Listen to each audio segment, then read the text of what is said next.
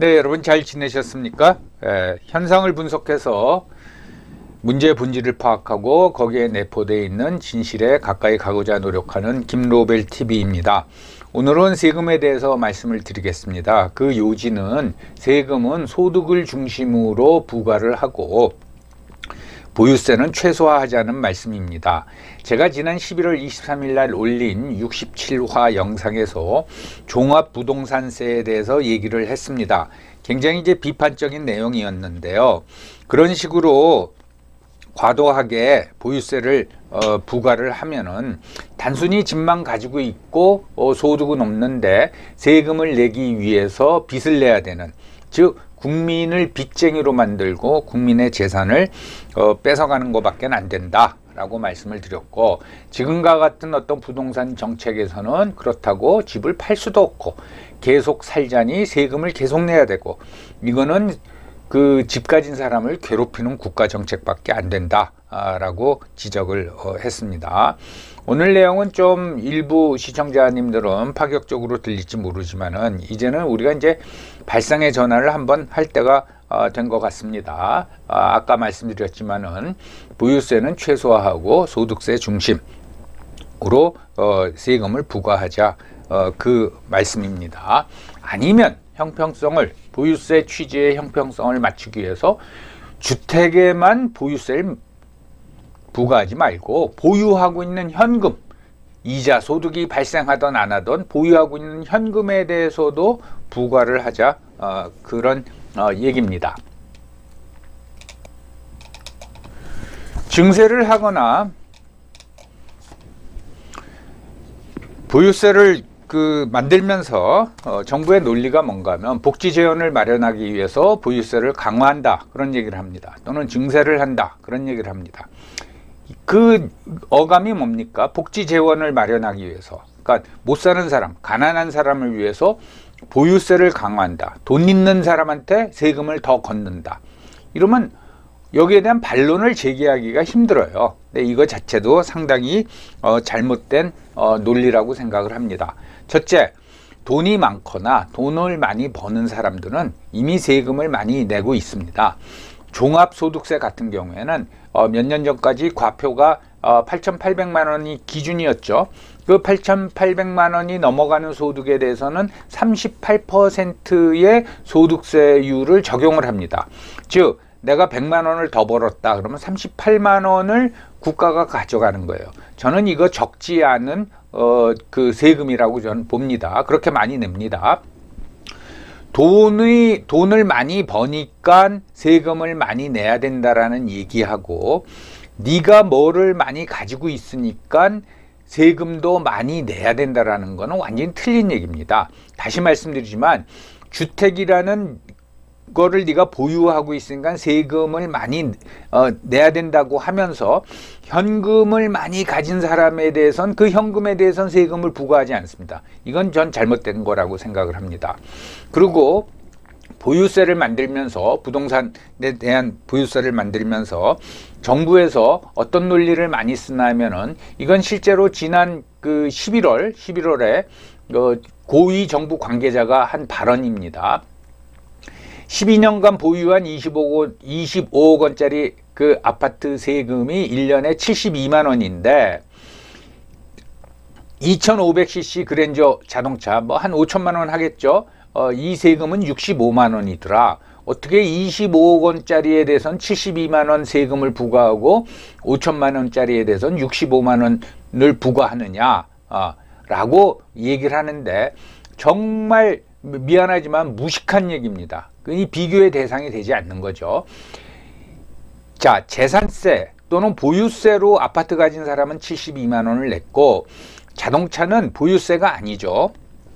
자동차는 첫째로 그 가격을 따지지 않고 배기량, 즉 cc, 몇 cc짜리냐 그걸 기준으로 부과를 하는데, 자동차를 가지고 있으면 일단 이제 공해를 유발하고 이걸 운행하다 보면 도로를 사용하고, 그러다 보면 국가가 도로 건설을 더 해야 되고, 또 차량 통행의 어떤 교통 관리를 위해서 CCTV도 설치해야 되고 교통경찰도 동원해야 되고 이 비용이 많이 들어갑니다. 그렇기 때문에 그 2500cc 그랜저 자동차에 대해서 65만 원을 부과를 하겠죠. 이게 가격으로만 그렇게 따진다면은 수억 원짜리 람보르기니 자동차를 가진 사람은 세금을 얼마 내야 됩니까? 정말 이런 식으로 혹세 무민을 안 했으면 저는 좋겠습니다. 우리가 잠깐 보유세의 기원에 대해서 생각을 해보죠. 이게 이제 사적 재산이라는 개념이 생기면서 보유세가 생긴 거 아니겠습니까? 그러니까 아주 초기 형태의 국가, 부족 국가 같은 거겠죠. 이것이 형성되고 마침 수렵 채취 시대에서 농경 시대로 넘어가면서 소위 말해서 잉여 생산물이 생긴 거죠. 그리고 농업 생산을 이제 증진시켜야 될 일이 생긴 거죠. 그러다 보니까 국가가 저수지도 파야 되고 뚝도 쌓아야 되고 소위 이제 수리 사업을 해야 되고 농업 생산물을 늘리기 위해서 황무지도 개간해야 되고 무엇보다도 외적의 침략으로부터 그 공동체를 보호해야 되니까 군대도 유지해야 되고 그래서 이제 세금이 생겼는데 그 세금을 어디다 부과하느냐. 그 당시 부의 생산의 원천, 거의 유일한 원천이죠. 그 원천이라고 할 수 있는 토지에다가 이제 부과하기 시작한 겁니다. 사실 정확히 말하자면 수확물에다가 부과해야 되는데 이 농업을 기반으로 하는 어떤 생산물, 즉 수확은 기후, 즉 가뭄이 들거나 또는 홍수가 심하게 나면은 수확량이 국가 해마다 이제 들쑥날쑥하지 않습니까? 그러면 국가가 재정의 안정적인 확보가 힘들어지는 거죠. 그래서 그 당시에는 토지가 제일 중요하니까 네가 토지를 많이 가지고 있으면 돈도 많이 벌겠구나 해서 토지에다가 세금을 부과하면서 이제 토지세가 발생을 한 겁니다. 그리고 나중에는 네가 땅도 많고 거기다 좋은 집도 지었으니까 집에다, 즉 주택에다도 보유세를 부과하기 시작한 거죠. 그렇기 때문에 이거는 어떤 농업 시대의 산물이기 때문에 어떤 산업 시대나 또는 탈산업 시대에는 맞지 않는다고 하겠습니다. 산업화가 본격화되면서 어떤 농업에서 나오는 생산물의 그 비중보다는 공산품의 비중이 커지고 쉽게 말하면은 임금 노동자가 생기면서 그때 이제 소득세가 발생하기 시작한 거죠. 그래서 한 19세기 들어와서 소득세가 일반화되기 시작한 겁니다. 그럼 왜 아직도 그렇게 보유세 또는 재산세 거기에 연연하냐? 이거는 국가 입장서 봐서는 일종의 행정 편의주의, 좀 더 이제 그 포커스를 줄이면 징세 편의주의입니다. 징세 비용을 줄이기 위해서는 눈에 쉽게 띄는 것이 과세 대상이 되는 거죠. 다시 말씀드리지만은 이 보유세, 토지세를 중심으로 한 보유세에 관심 계속 이제 집중적으로 그 세금을 부과한 거는 그때는 임금 노동자가 없었기 때문에 소득이란 개념이 약했기 때문에 어떤 보유세에 이제 관심을 둔 거라고 말씀을 드리겠어요. 그러다 보니까 쉽게 걷는 그 세금이라는 게 첫째는 토지세 또는 재산세죠. 나중에 이제 주택이 들어갑니다. 그 다음에 인두세, 사람 머릿수대로 세금을 걷는 거죠. 그 다음에 통행세 얼마나 좋습니까? 다리나 사람들 많이 다니는 길에다가 초소 세워놓고 군인들이 거기서 세금 걷으면 되죠. 그 다음에 관세. 그러니까 외국과의 교역이라는 거는 루트가 정해져 있지 않습니까? 특히 항구 같은데 이건 꼼짝 못하는 거죠. 항구 지켜보다가 짐 얼마나 싣고 내리느냐 거기에 따라서 세금을 부과하면 되는 거죠. 그래서 토지에서 주택으로 보유세가 확대가 되면서 또는 재산세가 확대가 되면서 이게 한 17세기 18세기 얘기입니다. 그러니까 어떻게 합니까? 그때 뭐 주택 시장이 활성화되어 있는 것도 아니고 이 어떤 주택에 대한 시장 가격이 분명한 것도 아니고 뭐 공시 지가가 있는 것도 아니고 그러니까 어떻게 부과를 했어요? 뭐 창문이 몇 개냐 거기에 따라서 부과하고 굴뚝이 몇 개냐 거기에 따라서 부과하고 그 다음에 난로 그 사람들 말로는 빼치가죠. 빼치가가 몇 개냐 그거에 따라서 세금을 부과하니까 이 주민들이 세금을 줄이기 위해서 집을 지을 적에 창문수를 적게 낸다던가, 아니면 굴뚝을 뒤쪽에다가 낮게 해서 안 보이게 한다던가, 뭐 배치가를 숨겨 놓는다던가, 뭐 이런 식으로 절세를 했다는 거 아닙니까? 그래서 1700년도 영국 통계를 보면 그해 영국 그 국세 수입의 총 국세 수입의 35%가 관세였다는 거예요. 굉장히 큰 거죠. 그때 뭐 교육이 뭐 그렇게 활발했겠어요. 근데 관세가 걷기가 편하니까 이렇게 비중이 높아진 거라고 하겠습니다. 그 다음에 인두세에 대해서 말씀드리면은 지금 우리로 치면 이제 주민세죠. 주민세. 이게 모든 사람들한테 균일하게 그 부과를 했는데, 이거 자체가 이건 고대 시대 때서부터 있었던 겁니다. 그래서 이집트의 기록에도 나와 있고, 그런데 이게 정말 전 근대적인 봉건 시대의 잔재입니다. 이것 때문에 중세 때 반란과 폭동이 엄청나게 일어났어요. 무슨 얘기인가 하면은 그 근거가 어떤 영주나 군주가 내 땅에 사는 사람들은 나의 부속물, 종속물이라 이겁니다. 내 거라 이거예요. 그걸 신민이라 그러죠. 국민이 아니라 신민, 영어로 서브젝트. 그러니까 신민이니까 나한테 세금을 내라는 거예요. 그 사람이 여자든 남자든 나이가 많건 적건 상관없이 남녀노소 불구하고 내 땅에 살기 때문에 너 세금 내라 이거죠. 그래서 어떤 영주가 갑자기 그 한 해 사이에 인두세를 팍 올려버리면 농민들이 또는 농노들이 도망가고 또는 집단적으로 반란을 일으키고 이런 일이 굉장히 빈번하게 일어났습니다. 우리나라도 인두세를 걷었죠. 그걸 호세라고 그랬죠. 호세. 그 군포 아닙니까? 이게 얼마나 문제가 많았어요. 이게 백골징포해서 죽은 사람에 대해서도 걷고 막 이랬단 말입니다. 이게 일제시대까지 유지되다가 1961년 정부 수립 후에 폐지됐습니다. 그런데 1973년에 다시 신설이 됐어요. 지금 아마 개인당 내지 않고 세대주가 한꺼번에 내는 걸로 알고 있는데 7,500원인가 그럴 겁니다. 이건 잘못된 세금입니다. 이건 봉건 시대의 진짜 잔재예요. 이거 빨리 주민세 저는 없애야 된다고 생각하고, 실질적으로 산업화 이후에 소득세가 도입되면서 주민세는 점점 없어져서 소위 이제 선진국이라고 할 만한 나라는 주민세 걷는 국가가 없습니다. 과거의 인두세. 자, 세금이라는 걸 내는 걸 좋아하는 사람들은 없죠. 마치 할 수 없이 이제 내는데 이게 제대로 쓰이지 않거나 너무 과도하거나 그러면 이제 저항이 일어난단 말입니다. 그래서 세금을 더 걷거나 새로운 세목을 만들거나 또는 세원을 발굴할 적에는 사회적 합의라는 게 굉장히 중요한 거죠. 이건 우리가 국가에다 맡겨놓은 겁니다. 국회가 이제 하는 거죠. 사회적 합의가 중요한데, 제가 최근 들어가지고서는 이건 잘못됐다라는 게, 이 사회적 합의라는 게 한마디예요. 부자 증세. 부자한테 세금 거둘 거다. 그러면 아무런 반대도 못해요. 세금을 내야 되는 부자들도 거기에 대해서는 아무런 반론을 제기하지 못합니다. 이게 무슨 말이냐? 그건 부자를 아주 나쁜 사람으로 본 거예요. 넌 당연히 세금 내야 된다.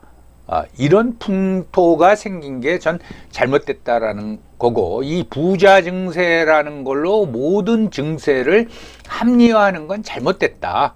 그 말씀을 드리는 겁니다. 보유세의 문제점에 대해서 좀 말씀을 드리겠습니다. 우리는 이제 보유세라고 그러는데, 뭐 소유세인지 보유세인데, 보유세라는 건 없죠.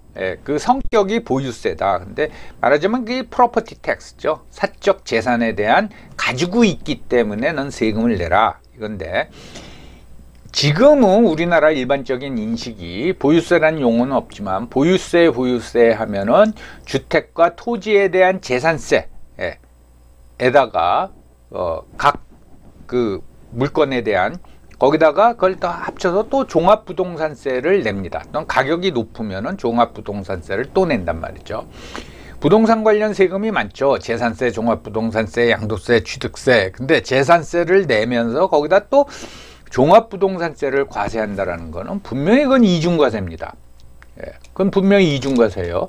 여기에 대해서 아무런 누가 문제 제기 안 하는 게 이상하고, 이게 또 뭐가 잘못됐냐면, 네가 주택이나 토지라는 많은 그 재산을 보유하기 있기 때문에 세금을 더 내라, 이제 그런 얘기 아닙니까? 그렇다면은 현금은 재산 아닙니까? 예. 그러면은 종합금융소득세라는 게 있지 않습니까? 내가 20억을 예금했더니 그 이자가 1년에 얼마 생기면 어느 액수 이상에 대해서는 그 이자에 대해서 중과세를 한단 말이죠. 예. 그거는 그렇다면은 그런 현금에 대해서 똑같이 적용을 한다면은 이자가 아니라 내가 가지고 있는 현금 그 자체에 대해서도 세금을 부과해야 된다는 거죠. 이건 형평성이 틀려. 그 굉장히 형평성에 안 맞는다라고 보는 겁니다. 왜 부동산만 보유입니까? 현금도 당연히 보유죠. 꼭 현금만 있습니까? 보석, 예술품, 골동품 여기에 대해서도 다 가지고만 있으면은 세금을 부과해야 되는 거죠. 좀 더 우스운 얘기가 될지 모르지만 이런 식으로 보유의 개념을 우리가 확대를 하면은 재능에 대해서도 보유해야 됩니다. 여러분. 근데 손흥민 선수가 어렸을 때부터 축구 재능이 있다고 거기에 대해서는 세금을 부과하지 않죠. 그렇지만 손흥민 선수가 프리미어 리그 가가지고 1년에 수백만 파운드를 소득을 발생시키면 거기에 대해서는 세금을 부과한단 말이죠. 그만한 재능을 가지고 있는 선수가 아이가 분명한데 축구로 안 갔다. 그래서 어마어마한 연봉을 안 받는다. 그러면 세금 부과 안 해요. 그러면 주택도 마찬가지죠. 내가 20년 전에 사가지고 여기서 뭐 하다가 뭐 가격이 오르던 말던 거기서 계속 내가 살았어요. 그럼 이제 은퇴하고 난 소득이 없어. 근데 왜 거기다가 과도한 세금을 부과하냐, 이제 그 말씀입니다. 이건 저뿐만 아니라 뭐 다른 분들도 이런 지적은 많이 했죠. 이게 결국은 보유세, 특히 이제 부동산에 대한 보유세는 부의 산출의 유일한 원천이었던 농업 시대의 어떤 산물이라 이거죠. 그래서 여기에 대해서는 우리가 발상의 전환을 좀 해야 될 때가 아니냐, 그 말씀을 드리는 겁니다. 그러면 이 TV에서 보유세를 걷지 말자, 그러면은 어떻게 해야 되느냐? 그 예산이 모자르면 어떻게 되느냐? 세수가 부족해지면 어떻게 되느냐? 그거에 대해서 좀 한번 생각해 보겠습니다. 무엇보다도 국가가 돈을 아껴 써야 됩니다. 국민들 잘 살게 됐다고 거기서 세금 걷어가지고 국가가 펑펑 쓰면 안 되죠. 자, 2021년에 그 국가가 생각했을 적에 세수, 이거는 국세를 중심으로 보는 겁니다. 282조 원을 예산으로 편성을 했어요. 근데 실제 314조 원을 걷었습니다. 그러니까 32조 원이 추가로 거쳤죠. 요즘은 뭐 추경 편성하면 뭐 100조 뭐 흔히 그러니까 이게 32조 원은 얼마 안 되는 것 같지만 이거 국민 1인당 나누면요 64만 원 꼴입니다. 즉 모든 국민이 내가 1년에 64만 원 더 쓸 수 있는데 그걸 못 쓰고 국가가 걷어간 거란 말이죠. 이건 문제입니다. 이렇게 막 걷어가요. 그럼 막 걷어가면서 제대로 썼느냐? 그렇지도 않죠. 얘 다음 정부 들었으면은 그 국민 세금 받아가지고 탈모 환자들 치료비로 제공하게 생겼단 말이죠.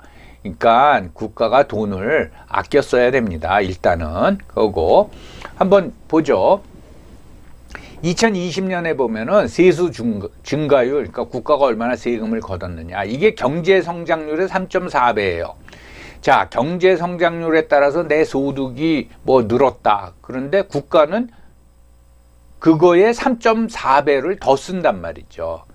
이런 풍조가 왜 생겼는지, 국민 돈을 자기 돈처럼 생각하는 이런 풍조가 왜 생겼는지 저는 참 이해가 안 갑니다. 2020년도 우리나라 평균 급여가 3,828만 원이었다고 합니다.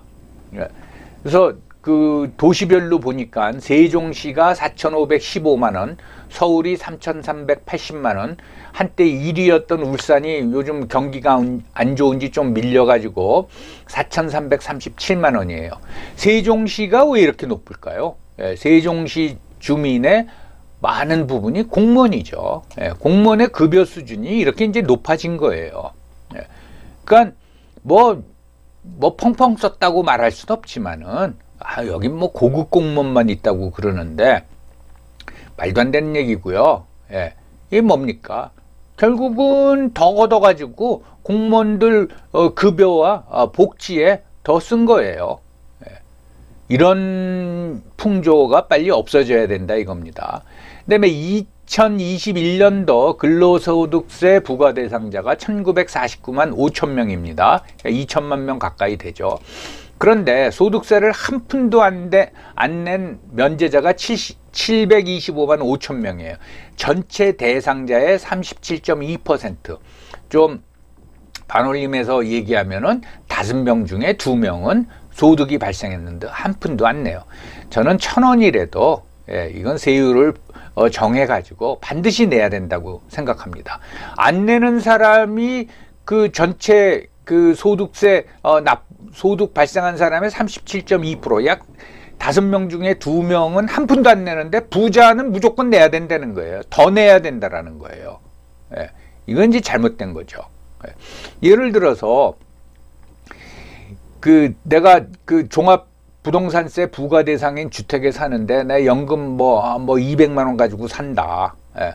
그 사람은 엄청나게 종합부동산세를 내야 되고, 예. 어떤 그 비슷한 소득을 발생한 사람은 소득세도 한 푼도 안 내고, 이건 잘못됐다라는 겁니다. 예. 그래서 소득이 발생하면은 세금을 내야 된다. 그리고 2020년 보면은 이제 국세, 지방세 빼고 국세가 한 300조 원 거쳤는데 이중소득세가 98조. 그러니까 전체 국세의 3분의 1가량이 소득세입니다. 그래서 이 비중을 이 면세 대상자 725만 명도 세금을 내면서 이걸 더 늘려야 된다 이겁니다. 다시 말씀드리면은 인두세는 이건 진짜 창피한 거예요. 이건 철폐해야 되고, 그 다음에 부동산에 대한 이중과세도 철폐해야 됩니다. 그리고 이걸 계속 주택 많이 가는 사람은 부자니까 세금 더 내야 돼 라는 걸 고수하게 되면, 즉 종합부동산세를 고수하게 되면은 이자가 아니라 보유 현금에도 보유세를 부과해야 된다는 거예요. 그래야지 형평성을 맞출 수 있다, 이제 이 말입니다. 예전에 국세청 사람들을 만나면은 즐겨 쓰는 말이 있었습니다. 아니, 많이 벌었으면은 세금 많이 내야지. 그런데 언제서부터 많이 벌었으면 세금 많이 내야 된다라는 게 아니라 돈 많이 있으면 세금 많이 내야지로 바뀌었단 말이죠. 그러니까 완전히 돈 가진 사람을 무슨 그 죄인 취급하는 거예요. 예. 그러면 누가 돈을 많이 벌고 싶겠어요? 예. 근로 의욕이 이제 상실이 되는 거죠. 언제부터 그렇게 됐는지 모르겠습니다. 소득세는 소득 분배의 효과가 확실히 있습니다. 그렇지만은 보유세는 그 거둔 세금이 그냥 휘발성으로 소진되는 겁니다. 부의 재분배는 안 된다라는 거죠. 예. 그래서 집 있는 사람 재산을 축소시키는 것밖에 안 됩니다. 그 사람들의 재산을 뺏는 것밖에는 안 된다라는 거죠. 그래서 이제는 국민들 소득을 어떻게 늘려가지고 거기에 맞는 그 소득세를 거둘까를 고민한 시기지, 야, 돈 가진 사람들 거 우리가 뺏어오자. 이건 잘못됐다라는 겁니다. 이 방향으로 계속 가면은 우리는 더 이상 번영을 누릴 수가 없습니다. 자, 여러분 경청해 주셔서 감사합니다.